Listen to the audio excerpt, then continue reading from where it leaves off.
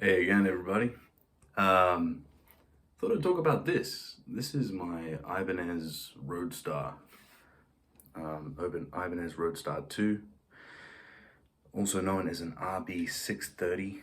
Um, it's a P-bass, but it has a really skinny jazz bass neck, and it's amazing. So I got this about 3 years ago. I got it when I was working on cruise ships. So I was working for Carnival Cruise Line. And I got this because we were playing for long periods of time. So we were doing like 5 hours a day, that kind of thing. So it was hanging off me, the instrument was hanging off my shoulder for a long time.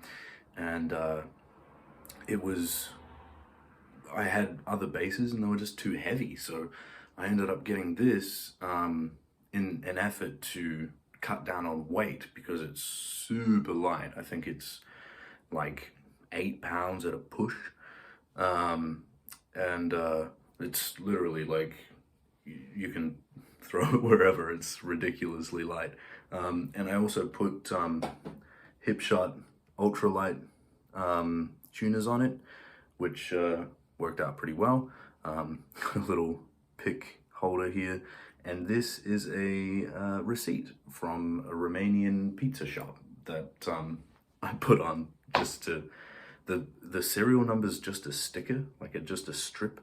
So I thought, oh, I'll put tape over it, but then I thought, well, if I then take the tape off, if I want to sell it at some point, then the serial number is going to strip off with the tape. So I thought I'd put a buffer, and it ended up being a Romanian pizza receipt because I was in Romania at the time. So this, literally, the wood is the only thing that I haven't changed on this bass. So it came to me sounding great. I immediately changed the tuners because of the weight thing, and I just had some tuners, so I thought, okay. And then this is the third or fourth bridge that I've put on it. It's a nothing, just standard vintage bridge, very similar to the one it came with. I just lost the one that it came with.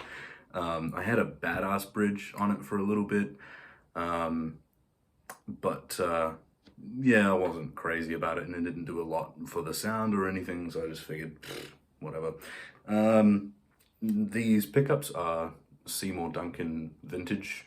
I had to change the pickups because it came to me in a bit of a state. I think it had been stored somewhere a bit moist, so there'd been some dampness around or something.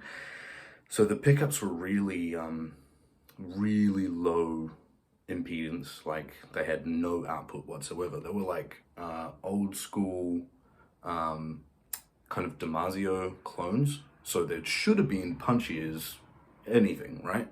But they weren't for some reason. So I just thought, wow, change them out. I had to gut the whole thing and change all of the innards, which, let's be honest, on a P-bass is not a big deal. So changed out the pots. So I just got CTS pots, the Fender, I think, Fender pots.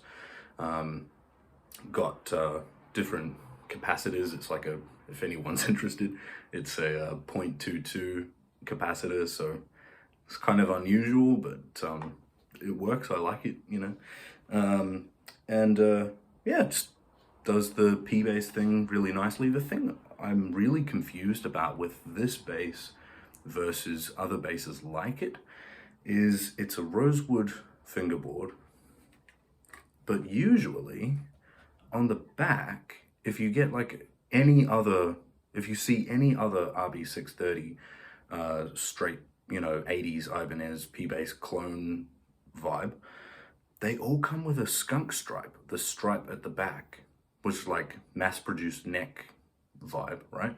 Even if it's a rosewood fingerboard. So this one doesn't have it, and it's the only one that I've seen that doesn't have a skunk stripe, and this neck is amazing, by the way. If you can find one like this without the skunk stripe, good Lord, you should get it.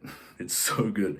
And also, it doesn't have, it's Japanese made, as it says here, if you don't know if you can see that, but it doesn't have any kind of serial number on the neck plate. So yeah, usually they have a serial number stamp, they usually have a skunk stripe. I don't know what the story is, but either way, sounds great, plays great, love the feel of the neck. The string spacing's really wide, so if you're used to playing a standard P-bass kind of string spacing and everything, you'll get on with one of these just fine. If you're like me and you've got tiny little petite hands, but you're used to a P-bass string spacing and don't want to deal with a P-bass meaty neck, check out one of these, because I've played it for everything you can really think of. You know, rock gigs, country gigs, funk, jazz, I've got TI flats on it at the moment. As I said at the previous video, I'm an absolute flat wound nut. And I love TI flats. I don't know, I keep going away from them and then coming back to them. But yeah, one of these with rounds on, and the original pickups that come with it are killer. They're so good.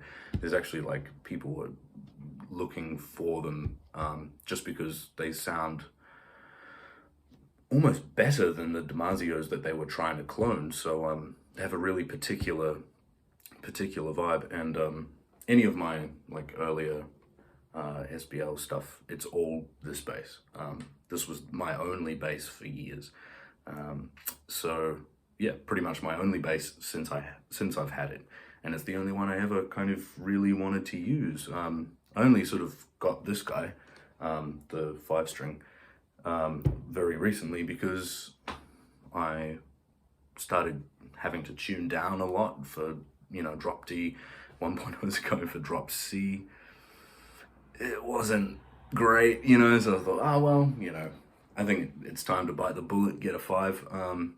And that does great stuff, but my 4-string is not going anywhere. I'll hang on to it forever.